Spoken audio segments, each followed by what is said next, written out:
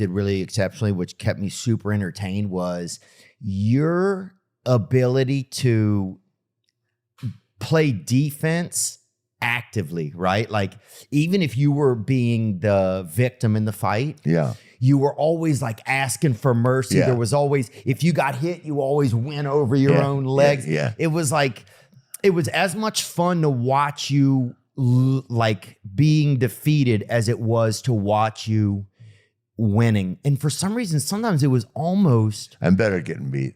You were good at it. You were really good at it, weren't you? And then I just lie the next day on TV and then people forget about it. That didn't happen to me. When you were begging for mercy, nobody did it. Like, it was just, there was... Especially with the hair red, blood flying everywhere. But there was something about it that, because a lot of guys, they would just be getting beat in that moment. Yeah. But you were always actively demanding the attention. Sometimes I wouldn't even know who was hitting you because I was watching you. And that's really interesting. A lot of times you're watching the beater, not the BT, you know? Yeah, I could take an ass kicking. I was really good at that. How did that energy start, you think? I've had it my whole life.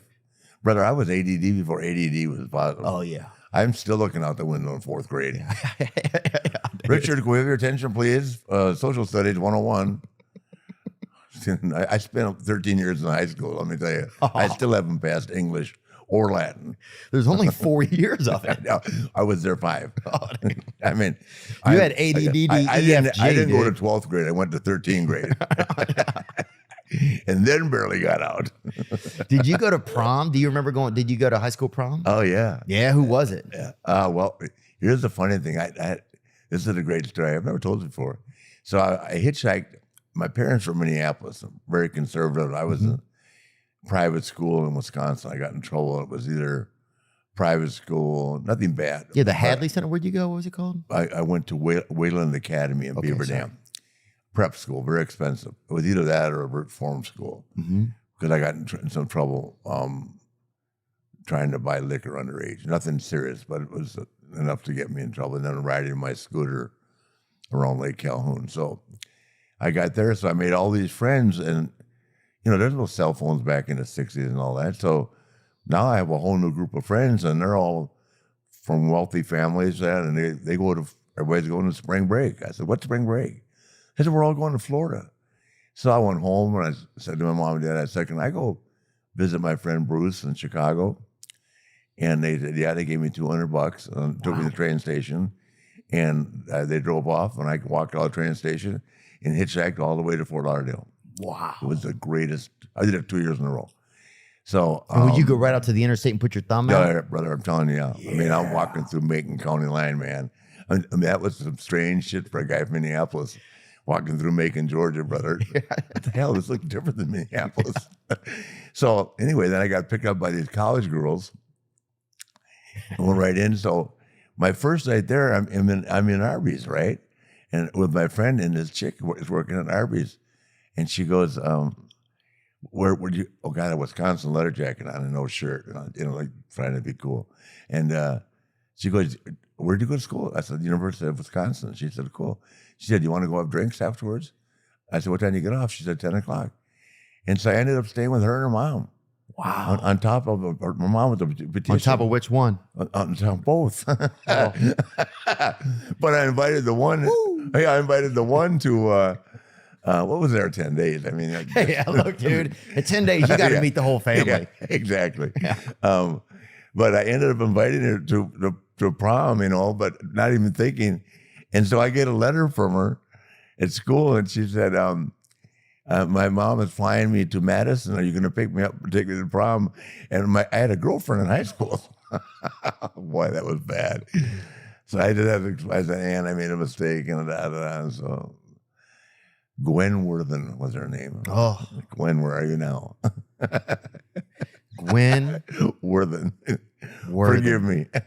And so she didn't fly in then? You told she her did fly in. Oh, yeah. She did, and you told your girlfriend you couldn't take her. Yeah. Wow. Yeah. So was it strange? Because I similarly brought a girl to. Well, I didn't really have like that kind of relationship in high school. Right. Yeah, they gave us what they called Saturday night. This is the great shit. They gave us what's called Soch, right? So what is it called? Soch. 10 minutes to go hide behind a tree. Who did, the parents? No, the school did. Oh, really? So they'd have dances and all that. Right. And at 10 o'clock, you get 10 minutes to go hide behind a tree. And then back, it was a co-ed school, back to the dormitories. The dormitories weren't co-ed. Right. But we all had binoculars and shit, and telescope looking at the chick. You had a lot of intel. Way ahead of our time. We had the intel. Like hell. And Polaroids were available back then. Yeah, brother. So they gave you 10 minutes after the prom and after the dance ended? No, after every Saturday night, they called it Soch. Okay. You guys can have 10 minutes. Everybody's running and hide behind a tree. What are you going to get in 10 minutes, right? I mean, come on. Yeah, but you could try, right? I know I did. Just as I got that first hook on call, here goes the whistle. Whoa, whoa, whoa. It's like a military drill. Everybody run. You have 10 seconds to return to dormitory. Well, turn the goddamn dogs loose. Honey, can you just unhook the other side? Just let me just feel one thing. Oh, it's so hard to touch a tit with a St. Bernard bite. Oh my God. Just tune in Tokyo, probably. Just try. Next time, you're trying to get that bra on. Next time, you just not wear a bra or just wear a big sweater. Nobody will know. God, that was fun. So you were unsuccessful with staying committed in a relationship from the beginning. Oh yeah, I've had problems with relationships. I've been married 4 times. Wow. But a lot of that is in respect to my travel. God, you being a fan, you probably don't realize I wrestled an average of 400 days a year, 400 times. Yeah. Because twice on Saturday, twice on Sunday for 10 years. My accountant would say, how can you wrestle 400? Rick, I know you graduated, but it's only 365 days. Right. I said, I know, but I wrestled twice on Saturday, twice on Sunday. Man. And I did that for 10 years. You cannot, I'm never home. How do you stay married? Some women just can't live like that. And I don't blame them. Yeah, of course not. Yeah, my first wife just said, this is cool, and I have 2 kids by her. We get along to this day. We never had an argument. She just said, this is not what I signed up for. Yeah. And I said, I'll buy you a bigger house. She said, I don't care. I've been spending my life alone.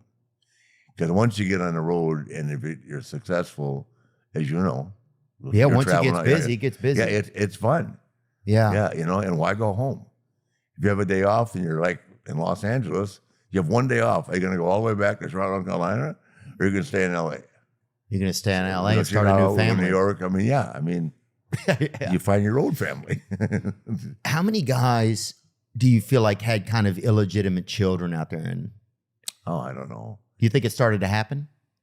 I think I'm sure it has happened, but I mean, that happens happens with any traveling people that travel.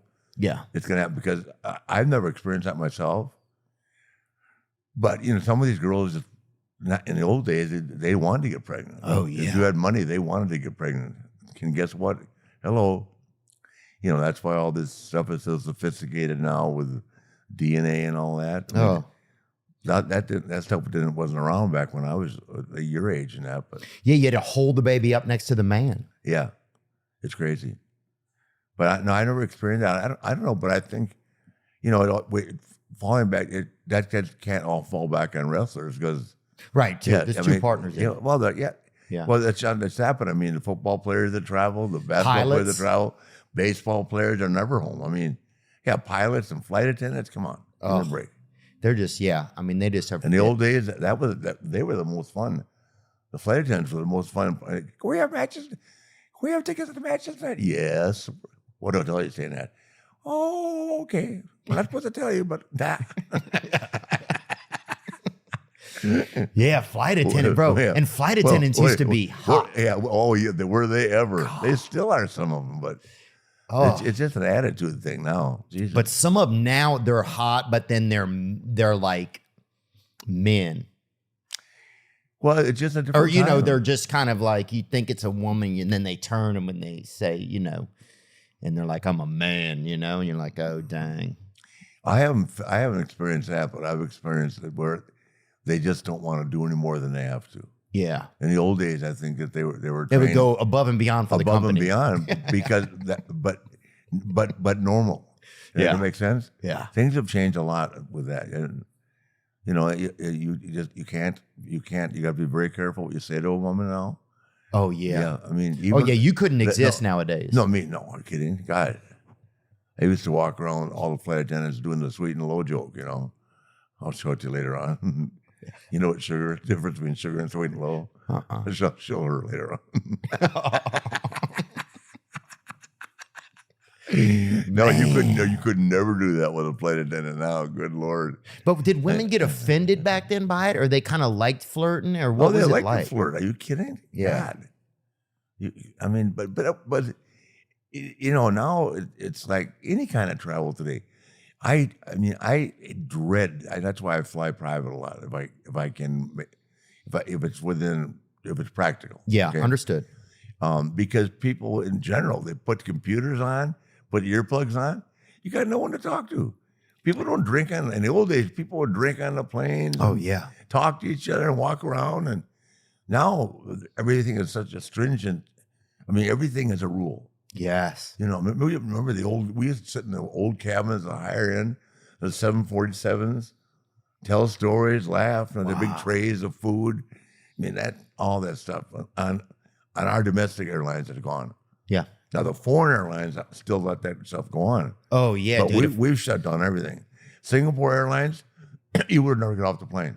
Yeah, you want to stay on? You never. You can get a massage. Oh, they'll polish your feet. Yeah, everything. They had somebody come out and polish my feet on there. Did they? Yeah. I didn't even know they needed polish. Yeah, anything you want.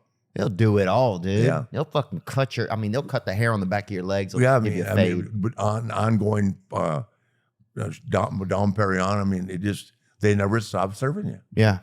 It's great. But domestically, we've just gotten so conservative, and it's just different. Everything is a rule. That's a great statement. Everything's a rule now. Yeah. It's like, don't attack the pilots. Don't smoke in the bathroom. Well, I understand that, but it's just, I understand the pilot thing, but it's like, I'll give you an example. So I fly, I've got 4 million miles with Delta, and you add up all my mileage over the years. You have 70 million, I'm sure. I probably have had 15 million miles. Between Northwest, which went bankrupt, Eastern went bankrupt, U.S. Air, they've all, have gone upside down. Yeah. American, United, well, they're still going. And Delta, of course, is my favorite choice. I like Delta, too. Yeah. But we used to be able to socialize and all that. Now, when the thing goes on and they go, here's what makes me mad, and I'm sure you've felt it. When the captain goes, okay, ladies and gentlemen, we're getting ready to approach. That means you're right at 10,000 feet. I know this for a fact. You're still 45 to 50 minutes from touching down. The plane's descending. Ma'am, can I have a cup of coffee? No, we've closed the galley. Yeah. Ma'am, the flight, we're not going to land for 50 minutes. Oh, I'm sorry. I like, well, ma'am, I said, can I have a beer? She said, no, we've closed it up. I said, is that your rule or the flight rule? I said, I've had women like, are you harassing me? I said, no, I was asking you for a beer. Excuse me, Or they'll go, oh, yeah, please, Mr. Flair, what would you like? Yeah. Can I have a picture? Can you sign something for my son? It's A or B. Yeah. And and I would say it's like 60-40 good, but the 40 can just, and then like I had that surgery, right? Mm-hmm. That bag broke a couple times on an airplane. Yeah, and it smells bad, right? Well, I had to stay in 3 hours in the bathroom. The woman's knocking. What are you doing? You really don't want me to know, but don't knock on the door again. You can't. Yeah, it's horrible. Wow. Because it's bile. attached to your intestine. It's attached to your intestine. So it's dookie. Yeah. It's terrible. It's terrible. Damn, buddy. Yeah, I would never wish that on anybody ever. Yeah, I've stepped in shit before, and that's if I was bringing my own shit outside of me, I would be bummed out. My wife actually had to learn how to clean it. We hired full-time help, right? Yeah. It got to be where like on the weekend, they'd send like a weekend warrior. It's like being in a rest home. The regular staff is gone. And the people working on the weekends don't want to be there anyway. They're second string, third string. Yeah, so, you're talking. So then she finally went to stoma class and learned how to do it herself. but it's nasty, man. Yeah. And you have to really watch what you eat because different things trigger it. Does that make sense? Mm-hmm. Was it kind of cool to eat some things and see them come out in the bag? I know the bag wasn't clear. Oh, it wasn't? They didn't make clear bags. Damn, you got to get that clear one, huh? I was saying that'd be crazy. I'm laughing right now. It wasn't funny then. Oh. Yeah, no, it's crazy. My sister was born with a rare liver disease, and so she needed a transplant her whole life when we were kids. And so she had to have a bag a lot. Yeah. And so there was always, we were always dealing with bile or some type of thing around the house, you know? It's terrible. I feel that I feel bad. I'm making light of it, but no, we're joking. No, I was just saying some of the things that you go through with that condition. And it takes really patient people. Does that make sense? Oh yeah, that really care for you, that to be around you. Well, nurses. That's one thing. I would love to marry a nurse. I think one day because the ability to have that job is really a God-given gift. I think. Let me tell you. This I had right after this, right? I had to have 4 heart surgeries in 7 weeks.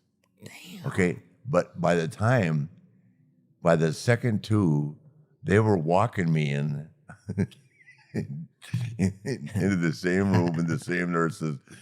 And the girl brought a what do you call those things? A player. She was playing my Space Odyssey, my entrance music. Ring, and she goes to me. I swear to God, you couldn't make it up, right? So they're putting me down and covering me up, and she put a washcloth on top of my groin, and she said, "I won't let anybody see Space Mountain looking like this." And the next thing I know, I'm asleep. Wow, that's awesome, man. The cold cloth covering. Who says that to a patient? She said, "We don't want to see Space Mountain looking like this." Yeah, no, we won't let anybody see Space Mountain. And I hope she meant the other nurses. These days, man, you don't know who's trying to look. Yeah, oh my God. Wow. Or take a picture on social media. Ric Flair, he ain't all that shit. Look at this little Look at this little dealing. Who's he kidding? Yeah, you don't want. Yeah, that would be the worst, man. Oh no shit. Oh, yeah. When I was getting my second vasectomy, the first one didn't work. I told the girls that were waiting me, and I said, "You guys signed the release?" And they go, "What release?" And I said, "This release is said you're not going to tell anybody how small my dick is." They all started laughing. I go. She goes, "We don't do that here." I said, "Ma'am, I'm just kidding. I'm getting ready to go and have you guys cut my nuts again. I'm just kidding. Trying to find some fucking humor in the moment." Yeah, like jeepers, lady. You're about to saw into my nuts. Yeah. Let us have a chuckle.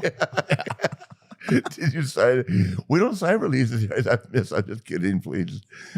How small my dick is. Dude, that's I said great. Penis. I didn't say Oh, dick, yeah, good. Penis. Yeah, some people I might want as it. well say it. Yeah. Girls use that word more than guys do. Now it's different, man. It is. Oh, girls will send messages. Girls will be like, "Come and fuck me, you creep." Yeah. I'm like, Jesus. Well, all right. I haven't got one of those lately. Well, call me with. I'll give you my number. Pass it out. What state had the best women, do you think? Florida. Here or because Florida has a lot of criminals built into it. There's something about that pirate. Because remember, pirates started this place. There's Spanish. People can dance. They can hide treasure. Yeah, it's a great place to live. You know, the difference between Miami and Tampa is like night and day. Yeah. Tampa, this is great. But Texas, beautiful women there. Oh, yeah. There's beautiful women everywhere, but it just seems like there's an abundance of them in Tampa. Plus, you have all the colleges here. You've got Tampa University, then you have South Florida, Hooters, UCF, where she went. I mean, and then you've got Florida State. I mean, there's a bar over here called AMSO that during the football season, when the alumni and it's insanity. What's it called? At American Social. Okay, AMSO. Yeah, and it's over here on the water. with the yachts outside and everything. And I would say it's probably 14 or 15,000 square feet. It's big. Yeah. And they can house it. But man, they have like 30 TVs for these college games and that. If you're ever in town, It's a vibe, huh? it's a vibe and a half. And there are women everywhere. God, I wish I was 35 just one day. What would you do, you think? I've thought about that a lot. I don't know, man. But just give me an idea. 35 on a Saturday in American Social, I could do a lot of damage. 30 even more. That 5 years, huh? Who did you guys after the matches? Was there like group shower? How did it all? Was there like a big group shower? Oh, what big group shower? Like for that? Like did you guys? Was it like a football team that after the night everybody was there like a big? No, the guys shower. I mean, Just in and they out. get their match and they're gone. Yeah. Yeah. And when you guys used to drive, I mean, one thing that's always fascinating about wrestlers, I'm friends with The Miz, right? He's a wrestler. Oh, yeah. And he's a great kid. he is a great guy. How do you know him? He's a great guy. We've known each other for almost 15 years now. Oh, he's a great kid, man. Yeah. He's a guy that really cares for the business, man. And they shit on him when he started. They gave him a tough time. They man. gave him a tough time. That's bullshit. And that's the guys that bully.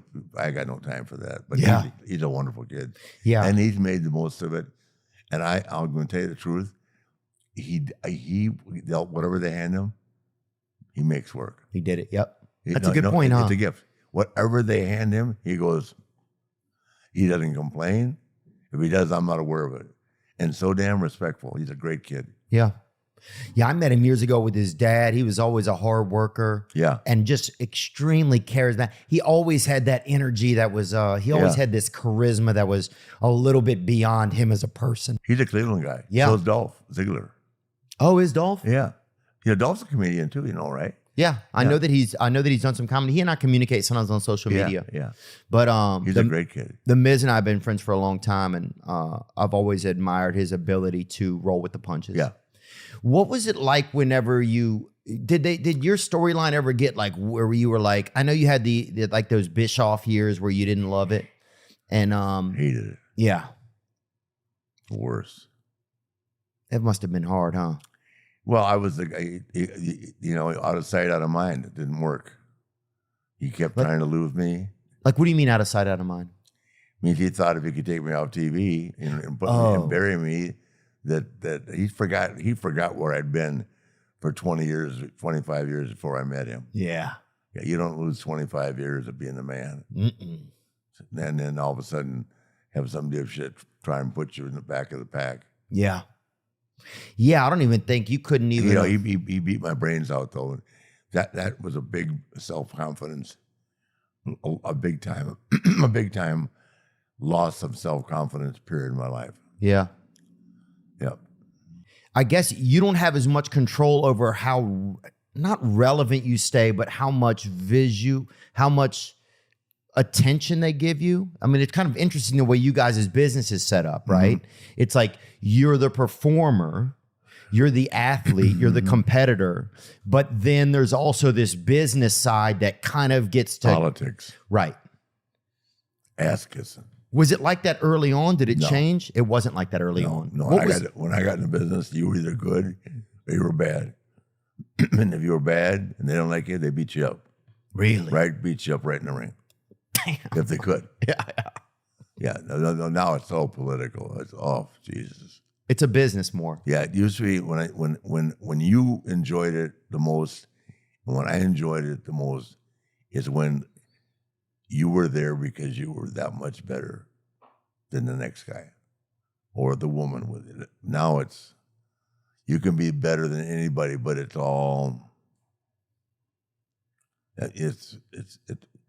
sad.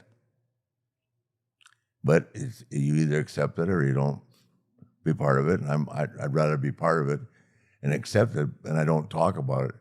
And I'm not talking about any individuals. I'm just addressing the reality of our business now. I mean, it's very political. Yeah. Where football and all that, it's political, but you're not going to put Aaron Rodgers down You're not going to put down X, Y, Z guy. Well, just whatever. Use Aaron as an example. Yeah. Because he said something smart. Yeah. You're going to play to win. Right. And if somebody says something smart, it's almost with you guys, it almost would behoove them to use that as the. Well, yeah, but here they have these writers that come in that have they're the never worst. wrestled. Writers are unreal. I mean, they come and they go. A turnover. And how do you ever get to learn the business? If it took me 12 years, let's say I started in 72, I didn't figure the shit out really till 83. So how long is that? 11, 10 years, 9 years? Yeah. Yeah. It took me 9 years to figure it out. And every time I thought I had it, something else popped up. Yeah. But then once I got it, I didn't let it go. But then people want to take it from me. Oh, he's too old. He's not ready. Doesn't look the same. 80s heels don't draw. I've heard it all. Yeah. And here I'm sitting here with you today. And where are they? Yeah, I don't know. They're driving between towns. Yeah. Some of them in buses, some of them in rental cars. Yeah.